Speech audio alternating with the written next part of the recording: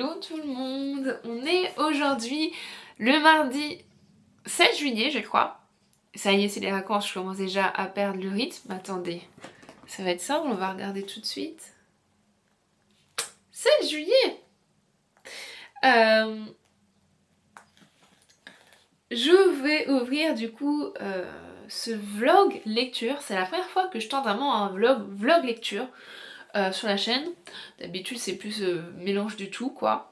Là on va se concentrer sur la lecture, ça veut dire que je vais vous parler au fur et à mesure de mes lectures, de mon avis à chaud, mes impressions au fur et à mesure et à la fin. Je pense que ça va être intéressant.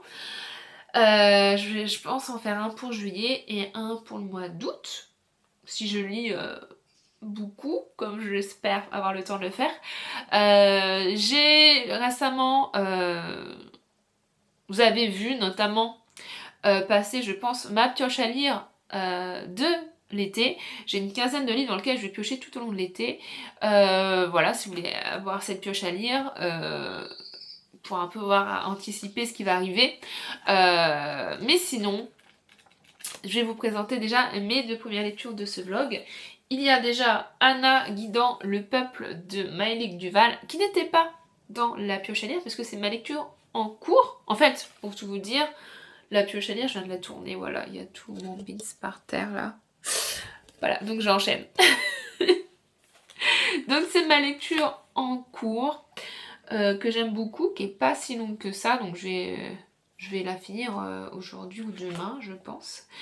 Et ensuite j'enchaînerai avec Good Girl Don't Die de Christine Henry, qui est donc un livre en VO. C'est un ouvrage qui fait qu'à 3 histoires horrifiques, qui m'a gentiment été prêté par Colombe, donc j'aimerais bien la lire, enchaîner, pour pouvoir la finir pendant la retraite d'écriture que je fais la semaine prochaine, et donc lui rendre main propre. Voilà. Donc, j'enchaîne sur ces deux-là. Je vous tiens au courant, donc dans les prochains plans, je pense que je vous donnerai mon avis au moins sur celui-là. Et aussi sur celui-là. Et ensuite, je mettrai peut-être une roue du hasard pour choisir ma prochaine lecture. Genre, je vais mettre tous ces romans que j'ai, je vais les mettre sur un petit... Vous savez, les sites où on peut mettre des roues et ça va tourner. Vous savez quoi? Je vais le faire tout de suite et je vais le faire en direct. Sinon, j'aurais pas le temps, j'ai oublié. Voilà, alors ne faites pas attention à mes 40 000 onglets d'ouvert. J'ai mis du coup tout normalement, j'espère rien avoir oublié. J'ai quasi plus de batterie donc il faut que je me dépêche. Alors, on va faire tourner la roue pour voir quelle sera ma troisième lecture. C'est parti.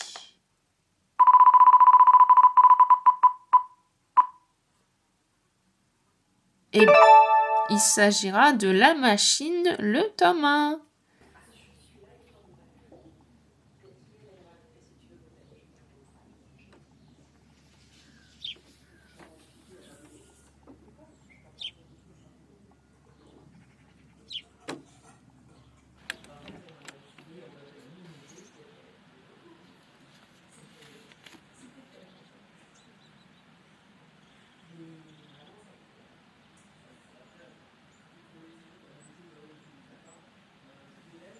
Salut tout le monde, on est aujourd'hui le mercredi 15 juillet. Je suis en retraite d'écriture avec les copines dans le Jura. Vous verrez tout ça dans le vlog d'écriture qui sortira je ne sais pas quand. Mais en tout cas, qui dit retraite d'écriture dit aussi du temps pour lire, c'est un peu lié. Et je voulais donc, comme promis, vous faire des updates dans ce vlog de mes lectures en cours au fur et à mesure de mes lectures. J'ai commencé 2 lectures, une en VO et une en VF. En VF, j'ai commencé Salem de Stephen King, que j'ai dans ma palle depuis longtemps. Il me donne vraiment très très envie. Je crois que c'est un Stephen King qui est très reconnu, très apprécié, très effrayant il paraît. J'ai une copine autrice, Agathe Remo, qui est ici avec moi, qui me l'a confirmé. Donc voilà, pour l'instant je n'ai lu que le prologue. Hop, ça brille, je le pause comme ça. J'ai tout de suite, replongé directement dans le style de Stephen King que moi j'apprécie. Ça peut être, assez «long» entre guillemets. Vous avez vu que la taille attends, ça pour vous donner, il fait plus de 800 pages. Ça peut être assez long parce qu'il aime bien aller dans les détails des villes et cetera, des personnages. Moi, j'apprécie assez, mais je compte, sur le fait que j'ai 2 mois pour le lire. J'ai tout l'été. Franchement, cette lecture va m'accompagner tout l'été. Je vais lire un petit peu, de temps en temps. Et de quoi ça parle, Salem? Et bah, pour l'instant, dans ce prologue, on suit un homme et un enfant, qui sont pas encore nommés. L'enfant est un peu étrange, on comprend que c'est pas le fils de cet homme, en fait. Ils ont trouvé refuge dans une ville et l'enfant va vouloir se baptiser. On comprend qu'il a l'air traumatisé d'une certaine chose, qu'il a l'air d'avoir fui une certaine chose. Ah non, je sais pas cadrer, c'est fou. Et après son baptême, il va aller vouloir se confier en fait à un prêtre. Et après, le prologue s'arrête là et on comprend que tout va être un retour en arrière sur ce qui s'est passé, puisque cet homme et cet enfant cherchent de loin à avoir des nouvelles de Salem's Lot, donc Salem, cette ville qu'ils ont sûrement fui, j'imagine, qui est devenue une ville fantôme, ça veut dire que les habitants l'ont quitté les uns après les autres jusqu'à ce qu'il ne reste plus rien. Pourquoi? Bon, j'ai déjà ma petite idée, parce que je sais de quoi ça parle. Vous avez peut-être un aperçu, une idée de quelle créature se cache à Salem d'après la couverture. Attention, Salem, le titre Salem, c'est un piège. Je sais pas ce que vous pensez. Quand on pense Salem, on pense à un type de créature, c'est pas ça. Mais vous voyez, il y a d'autres choses là. Voilà, donc je pense que vous allez voir ça tout au long de ce vlog de juillet, de le vlog d'août également. Mais j'ai hâte de voir ce que nous réserve Stephen King. J'espère que je vais beaucoup frissonner avec celui-là. Ensuite, j'ai également en cours Good Girls Don't Die de Krisna Henry. C'est une lecture en VO que m'a prêté mon ami Colombe, qui est avec moi à la retraite d'écriture. Donc j'espère que j'aurai le temps de finir de lire ce livre avant samedi pour pouvoir lui rendre, tant qu'à faire. Bon, sinon, tant pis, on se voit assez souvent, mais j'aurai d'autres occasions de lui rendre. Girl Ghost Don't Die, en fait, c'est un recueil. Enfin, il y a 3 nouvelles. Parce qu'en fait, le résumé présente 3 histoires différentes. Pour l'instant, tu vois, mais elles sont présentées comme ça. Partie 1, Célia. Après, t'as partie 2, Allison. Et la 3e, c'est Maggie. Et donc on pourrait croire que c'est un roman divisé en 3 parties, comme c'est souvent le cas, 3 actes, etc. Sauf que j'ai lu la partie 1 et j'ai commencé la partie 2, et pour l'instant ça n'a rien à voir. Donc ça on dirait un format un peu 3 nouvelles, mais je pense qu'elles sont liées et qu'on découvre au fur et à mesure des nouvelles quel est leur lien. J'imagine que c'est ça. Pour l'instant j'aime bien, ça me met un petit peu mal à l'aise sans être trop. En fait, pour vous pitcher la première nouvelle, sans trop dévoiler, parce que c'est une nouvelle, on va suivre donc Célia qui se réveille en fait un matin dans une maison et elle reconnaît rien. Elle reconnaît pas la maison. Elle reconnaît pas la petite fille qui est à côté d'elle, qui est en train de la réveiller en disant «Maman, maman, on va être en retard pour l'école, fais-moi mon sandwich, je suis en retard là». Voilà, en fait, elle se réveille amnésique, dit mais j'ai pas de fille en fait, c'est qui où je suis, c'est qui ce mari, je n'ai pas de mari, c'est qui cet homme, etc. Et on est vraiment, enfin c'est, voilà quoi, c'est un côté, c'est un trope qui a déjà été utilisé, etc. Mais c'est hyper intéressant d'être complètement perdu et qu'on découvre avec elle en fait, puisqu'elle mène des enquêtes sur qui je suis, etc. Et avec ça, il y a également un côté meurtre, puisqu'elle va être mêlée, malgré elle, à une histoire de meurtre. Elle va être aussi dans la liste des suspects, malgré elle. Mais comment se défendre si tu sais pas où t'étais la veille, puisque tu es amnésique, tu ne sais pas de ça. Et il y a un côté un peu qu'est-ce que je me souviens, qu'est-ce qui est vrai, faux, il y a un côté un peu artificiel, parce qu'il y a quand même des choses, on se croit presque dans un roman policier à l'Hercule Poirot, vous voyez. J'en dis pas plus, mais c'était hyper intéressant. J'ai pas eu peur, loin de là, mais ça me mettait un peu, j'étais un peu nerveuse dans la tête de cette femme qui est amnésique, qui sait pas où elle est, etc. Et il y a plein d'indices qui se retournent contre elle, comme si elle était manipulée et qu'elle va être accusée d'un meurtre, etc. Voilà. Mais j'ai vraiment hâte de faire la suite parce que la suite, le résumé a l'air d'être un peu plus flippant. Je vous en parlerai quand je l'aurai lu. Mais voilà, j'ai l'impression, j'en sais pas trop, mais j'ai l'impression que chaque nouvelle va traiter un trope horrifique. Le premier, ça va être le trope du murder mystery, enfin un trope littéraire, on va dire. Le murder mystery, un peu cosy, un peu Hercule Poirot, etc. Petit village, petite ville, voilà, où il y a un meurtre et voilà, rivalité entre voisins et tout. Et le deuxième, de ce que dit le résumé, ce que je commence à lire, je pense que ça fait un peu Final Girl. Et le troisième, on verra bien.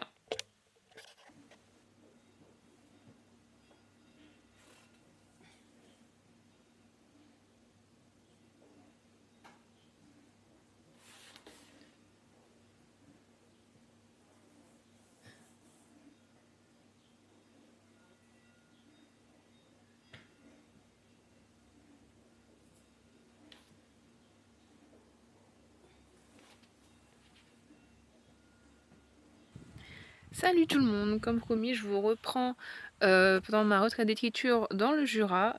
Excusez-moi pour cette tête. Regardez, la vue là est beaucoup plus jolie. Enfin bref, comme promis, je vous donne mon avis sur Good Girls Don't Die de Christina Ricci que j'ai fini dans les temps. Je vais pouvoir le rendre à Colombe. J'ai beaucoup aimé cette lecture dans l'ensemble, qui est une lecture qui est en VO pour rappel. Je sais pas s'il a été traduit ou s'il va être traduit. Donc pour rappel, il y a trois histoires principales qui sont liées d'une certaine façon et qui se rejoignent à la fin. Et chaque histoire, chaque nouvelle se revisite en fait, interroge sur un trope, que ça soit un murder mystery, le trope de film d'horreur avec la Final Girl et aussi la dystopie, tout ce qui va être un peu jeu comme Hunger Games ou le labyrinthe, vous voyez.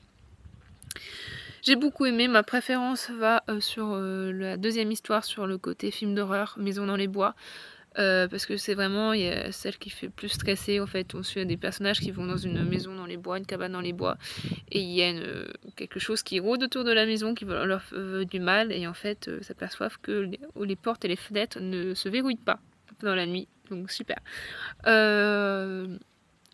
J'ai trouvé que la fin, quand certains éléments de dialogue à la fin, quand certains personnages se retrouvent, tout se noue, ou se dénoue plutôt, le dénouement, ça faisait un peu artificiel, il y avait certaines réactions, ça faisait un peu, ouais, on prend le temps dans les dialogues d'exposer, de rappeler ça, et j'ai dit, bah non, en fait, dans la situation où c'est assez urgent, agissez, parez-vous, voilà.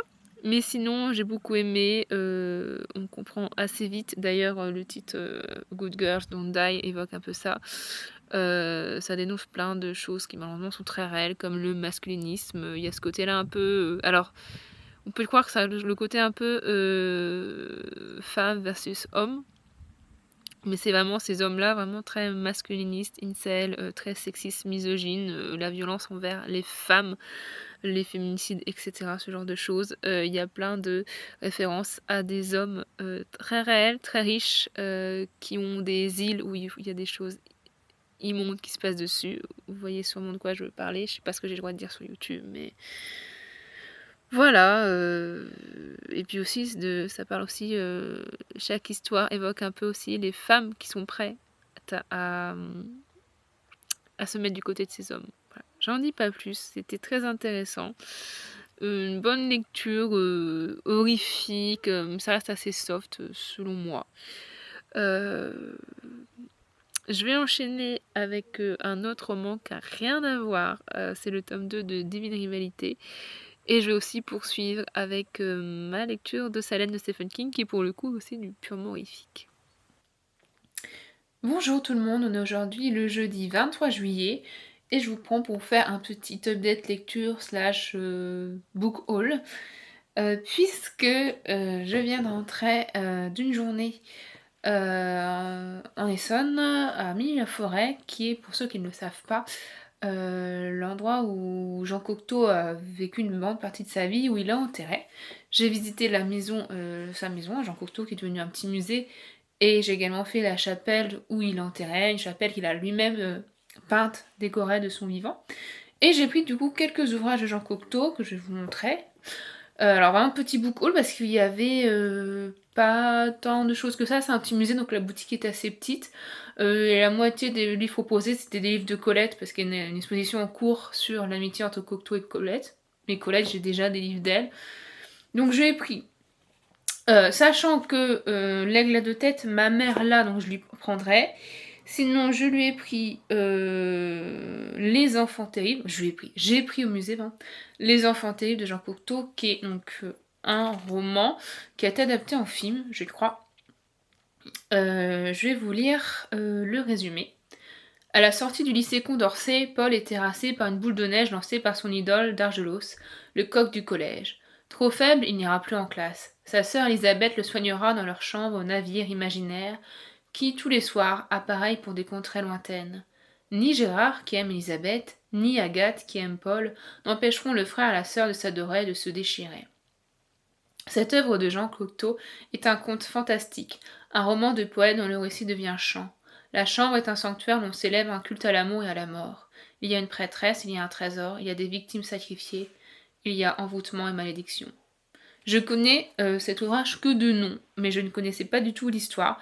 Je sais que Cocteau, c'est à la fois magnifique, poétique et un peu perché, j'ai l'impression. Donc voilà, découverte totale. J'avais envie de découvrir certains de ses recueils de poèmes, parce que Perceline m'avait conseillé certains titres, mais il n'y était pas, malheureusement. Mais c'est pas grave, j'ai pris du son théâtre, donc l'Antigone de Jean Cocteau, suivi des Maris de la Tour Eiffel, je connais pas du tout. L'Antigone, parce qu'il faut savoir qu'un de mes ouvrages, une de mes œuvres préférées de tous les temps, c'est l'Antigone de Jean Anouilh. Je vous en avais parlé dans ma vidéo sur les livres qui ont marqué ma vie. J'ai lu aussi celle de Sophocle et je n'ai jamais lu celle de Jean Cocteau. Donc voilà, comme ça, j'aurais fait un peu plus le tour de la figure Antigone, qui est mon personnage mythologique préféré, si vous voulez tout savoir. Et bien sûr, si je lis ce qu'il a fait sur Antigone la fille, je vais lire ce qu'il a fait sur le père, avec donc La Machine Infernale, qui est donc sa réécriture d'Oedipe. Voilà, parce que Jean Cocteau, moi je suis plutôt familière avec son œuvre Sa Belle et la Bête, qui est un film magnifique que j'adore. Mais je connais encore peu ce qu'il a fait d'autre. Alors c'est un univers, franchement, un peu onirique, poétique, un peu étrange qu'à tout pour me parler sur le papier. Donc voilà. Ensuite, petite update lecture. J'ai lu ce petit ouvrage aux éditions Géphir qui s'appelle Anna guidant le peuple de Maëlys Duval. Je ne connaissais pas du tout ces éditions-là, ni cette autrice avant de découvrir ce texte, et c'est une très bonne découverte. C'est un petit texte, hein, il fait un peu moins de 200 pages. Et donc Anna guidant le peuple, j'en avais entendu parler, on me l'avait recommandé dans une conférence aux Imaginales ou à Vesturland, je sais plus, sur la figure du héros du martyr, du héros, du symbole dans les révolutions, dans les dystopies, voilà, un peu à la Katniss dans Hunger Games et tout. Et c'est totalement ça, c'est un petit récit qui interroge sur ça. On est dans un pays imaginaire qui est jamais vraiment nommé, mais qui est dans notre réalité, puisqu'on évoque la Suisse à un moment donné. En fait, il y a un régime totalitaire qui vient de tomber, qui vient d'être renversé.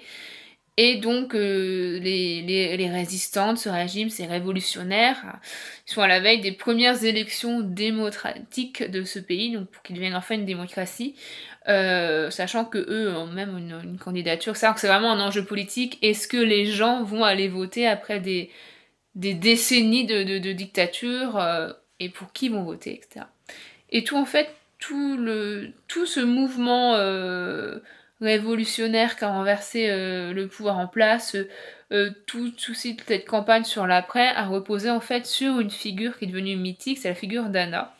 Anna, c'était du coup la défunte femme de Zosime, qui est un peu le personnage principal de ce récit, qu'en fait qui est morte en martyr puisqu'elle a été prisonnière d'un camp de guerre, elle est morte sous la torture. Et donc Zosime en fait il s'est un peu servi du décès horrible de sa femme pour l'ériger au rang de victime de cette guerre, mais aussi de martyr, et donc elle est devenue un symbole parce que c'était vraiment une femme très engagée. Et du coup, sa mort a servi à rallier en fait tous les gens derrière le groupe des révolutionnaires. Vraiment, c'est un symbole, quoi. Il y a une statue qui est érigée à son nom, elle représente cette liberté. C'est pas pour rien que ça s'appelle Anna guidant le peuple, comme la liberté guidant le peuple. Enfin, il y a sa tête sur les timbres, voilà, vous voyez, c'est vraiment une Marianne, quoi, presque. La caméra a coupé, je ne sais pas pourquoi, alors que j'ai encore la batterie, bref, je sais pas où ça s'est arrêté. Enfin bref, Anna est vraiment venue un symbole parce que c'est une martyre, parce qu'elle est morte. Et le roman commence, en fait, ils sont Zosime et les autres, en fait, chefs de file de égérie de ce parti, en fait, de révolutionnaires, sont rassemblés, et là on toque à la porte le soir, et qui est-ce qui arrive, blessé, etc. Méconnaissable, c'est Anna. Et j'adore ce principe, je vais pas vous en dire plus, mais comment agir quand la martyre de la révolution, le symbole de tout un peuple, n'est en fait pas une martyre, c'est un peu un fantôme qui revient d'avant. C'est hyper intéressant parce que ça interroge vraiment sur la portée des symboles, qu'est-ce qu'on dit au non, pour que les autres aillent dans notre sens, aussi sur le traumatisme de la guerre, celle qui revient, est-ce que c'est vraiment la Anna d'avant ou non, parce qu'elle revient torturée, etc., méconnaissable. Ça parle aussi de la famille, du couple. Le personnage de Zozime, qu'on suit principalement, c'est vraiment un personnage imparfait, qu'on peut s'attacher à lui sur certaines réactions, et d'autres il va faire des choses horribles et tout, c'est hyper intéressant. Donc franchement, c'est dans un monde, enfin c'est pas un monde de la fantaisie parce que ça reste très réaliste, mais c'est dans une réalité fictive, un monde fictif, mais qui évoque plein de régimes qui ont pu tomber, etc. C'est une interrogation presque philosophique. Et la plume de l'autrice est magnifique, c'est très poétique, très efficace. Franchement, une belle découverte que je vous recommande. En parallèle, je suis toujours sur ma lecture de mon gros pavé de l'été, donc Salem de Stephen King. J'ai lu les 150 premières pages. Donc j'ai lu tout le prologue dont je vous ai déjà parlé lors de ma retraite d'écriture en Jura, je crois. Et j'ai commencé là une des premières parties, j'aime beaucoup. C'est son deuxième roman en fait à Stephen King. Je sais que c'est un des premiers, mais je crois que c'est son deuxième après Carrie. Et j'aime bien, c'est efficace.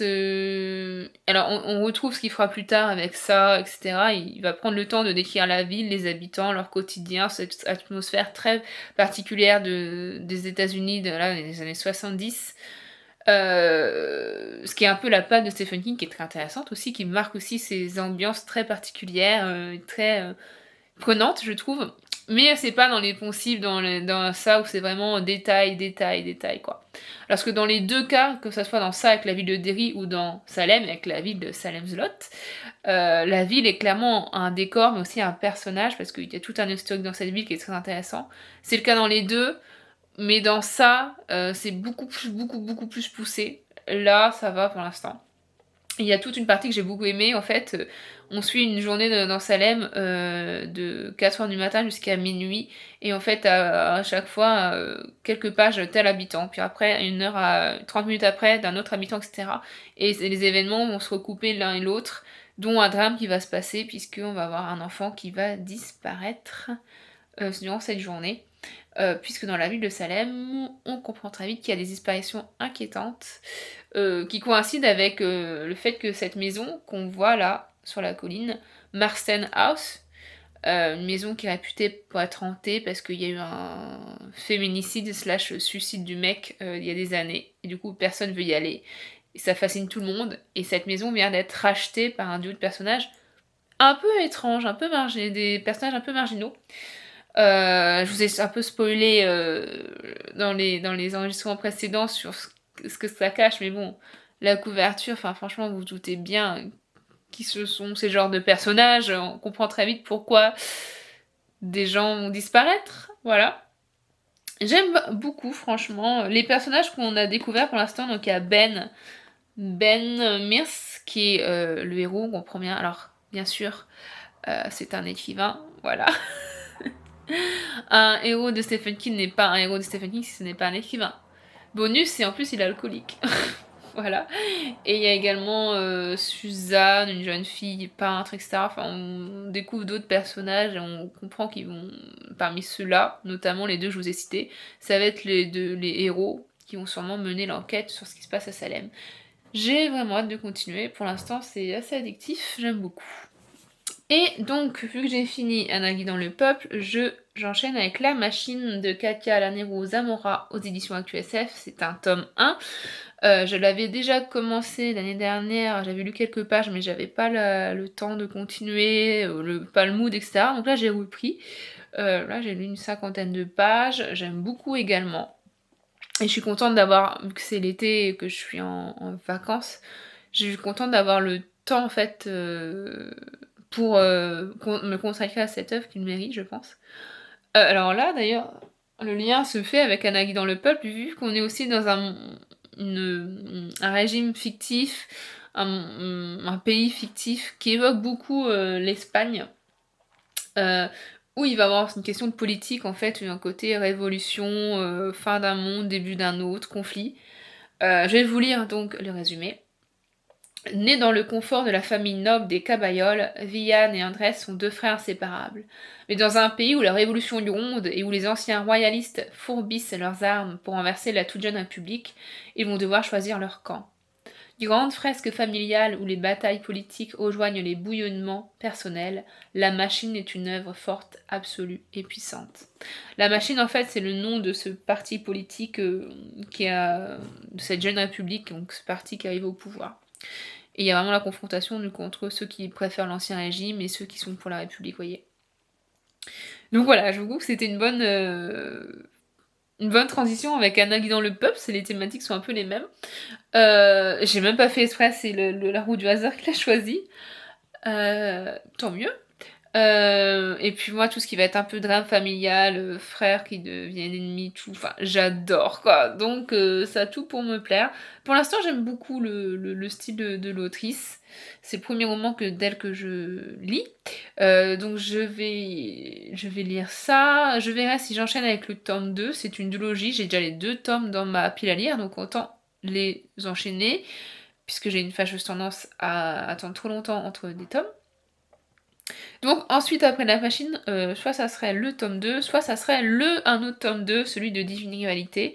Je vous ai parlé du tome 1 dans mon dernier update lecture que je vous mets là. J'avais beaucoup aimé, c'est pour ça que j'aimerais bien enchaîner.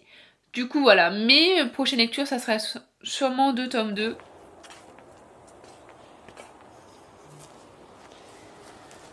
Bonjour Didine.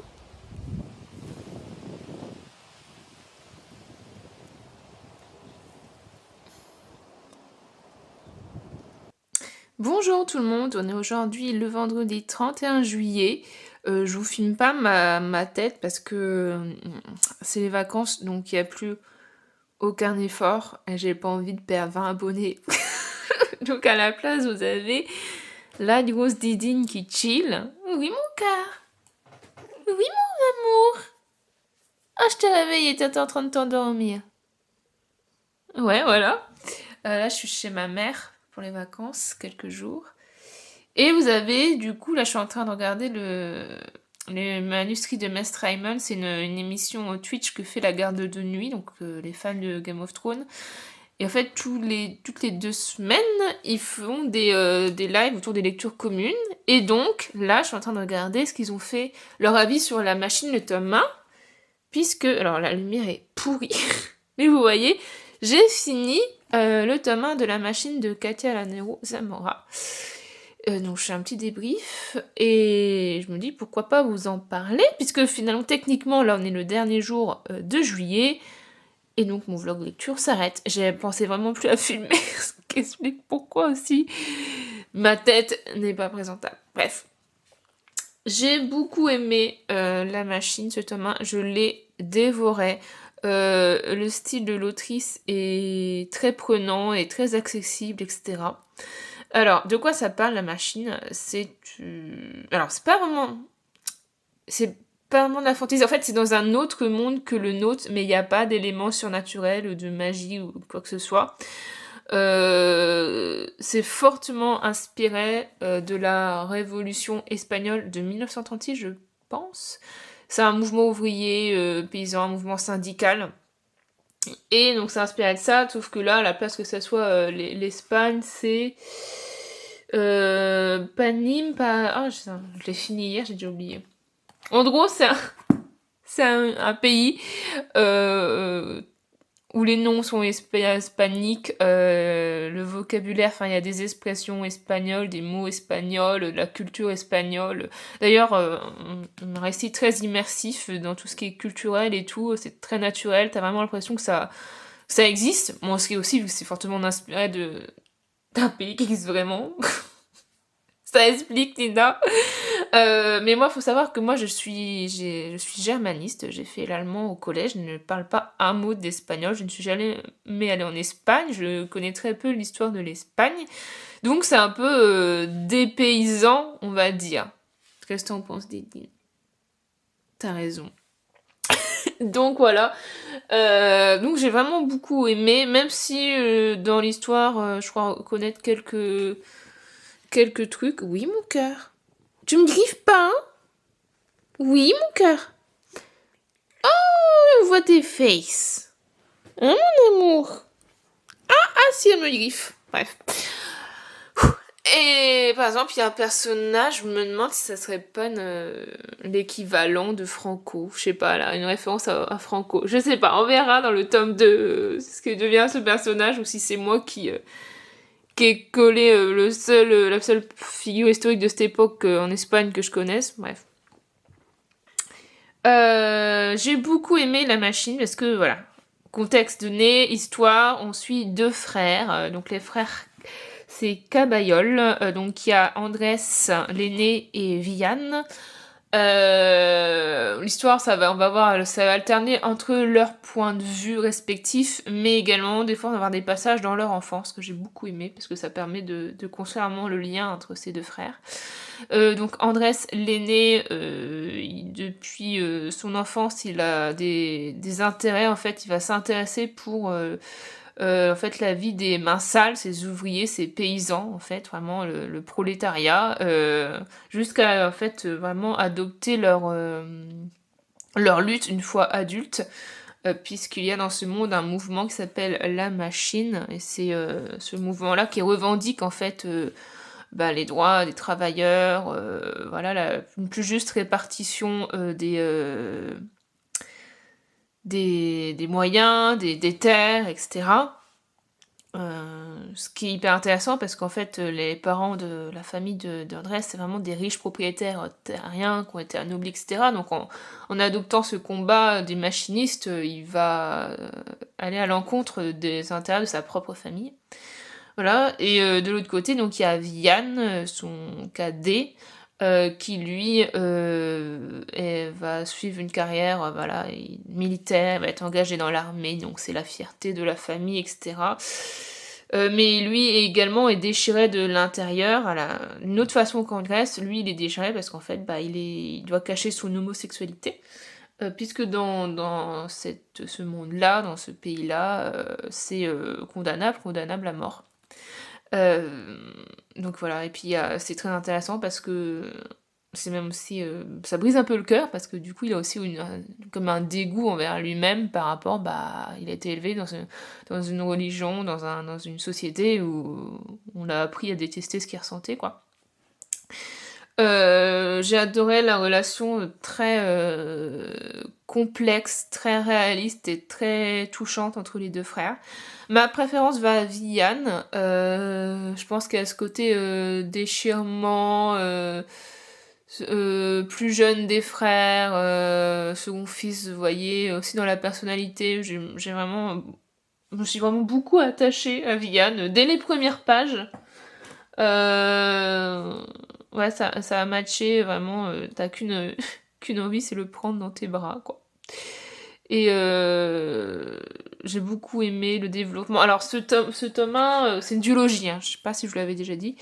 Ce tome 1, il est, on pourrait dire qu'il est un peu introductif, entre gros guillemets, Ça pose des enjeux, des personnages, ça développe les personnages, mais on voit qu'en fait, à la fin du tome 1, ça annonce que dans le tome 2, c'est là tout ce qui a été posé.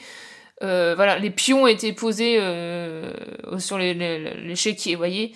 Puisqu'on va comprendre très rapidement, ça c'est pas un spoil, mais que ces deux frères-là, qui sont liés par la famille, par le sang, par un certain amour entre eux, vont prendre deux trajectoires différentes qui font que bah ils vont se retrouver sur des fronts ennemis, quoi. Donc là, il y a un côté très tragique qui se met en place, très je sais pas si shakespearien, mais ce côté-là, les frères séparés qui deviennent ennemis, moi c'est un trope que j'aime beaucoup.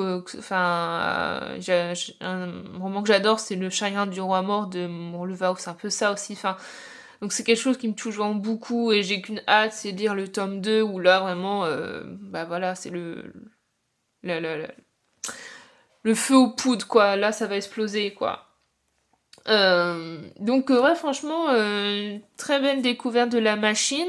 Ce que je vais faire si jamais ça vous intéresse, je vais vous mettre en barre d'infos le lien vers le live de la garde de nuit. Alors si jamais vous ne connaissez pas les manuscrits de Maître Aemon, je vous conseille d'aller suivre la garde de nuit, même si vous n'êtes pas fan du Trône de Fer, de Game of Thrones, au moins pour suivre ces émissions-là, elles sont assez régulières, mais ils lisent en fait, à chaque fois, il y a 3 personnes, 3 membres de l'association, qui se réunissent pour parler d'un livre, et en fait, ils s'y traitent de livres, de sorties actuelles, de la SSSF, de l'imaginaire, quoi, donc science-fiction, fantasy, fantastique, et ils font des traductions, mais ils font aussi beaucoup d'imaginaire francophone, et c'est assez cool cette mise en avant.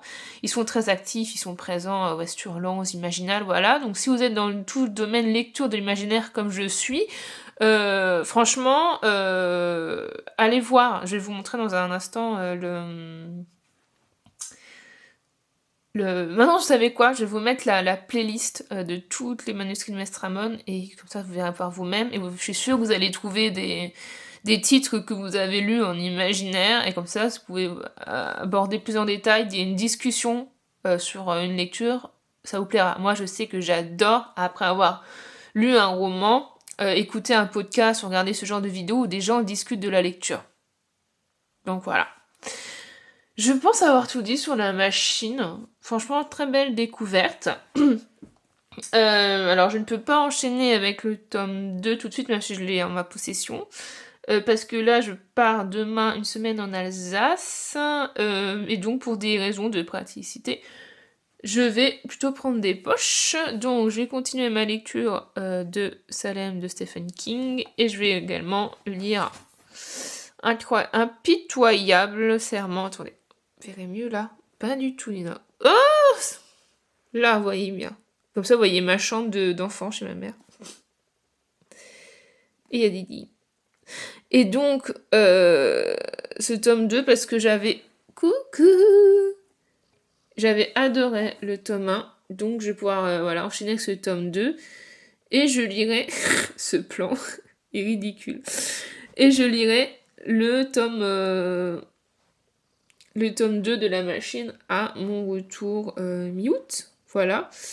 Concernant les prochaines vidéos, je suis pas sûre de pouvoir vous en tourner en août parce que je suis soit en déplacement, soit je vais devoir écrire. Donc j'ai une dizaine de chapitres de mon manuscrit en cours à finir d'ici fin août, parce que mon éditrice les attend. Donc ça va être ça ma priorité. Mais je vais continuer à lire en parallèle. Donc les prochaines vidéos, ça sera mon vlog lecture d'août, mon vlog écriture de cet été, ma pioche à lire du Pumpkin Autumn Challenge, j'ai trop hâte. Mais potentiellement, ça veut dire que vous n'aurez pas de vidéo tout le reste du mois. À part le dernier dimanche août, enfin la palle du Pumpkin, elle sortira tout fin août quoi. Donc vous m'en excuserez, vous me pardonnerez pour ça, mais bon, c'est les vacances aussi, donc petite pause sur la chaîne. Et je vous retrouve donc fin août, début septembre, avec plein de plein de belles vidéos, j'espère. J'ai plein d'idées de contenu à vous partager, des bonnes nouvelles de côté écriture, je l'espère. Je vous laisse donc avec ce magnifique plan de la grosse Didine. Ah, elle a redémarré la vidéo. Voilà. Et je vous fais... Ouh, regardez. Je vous fais de gros bisous. Au revoir.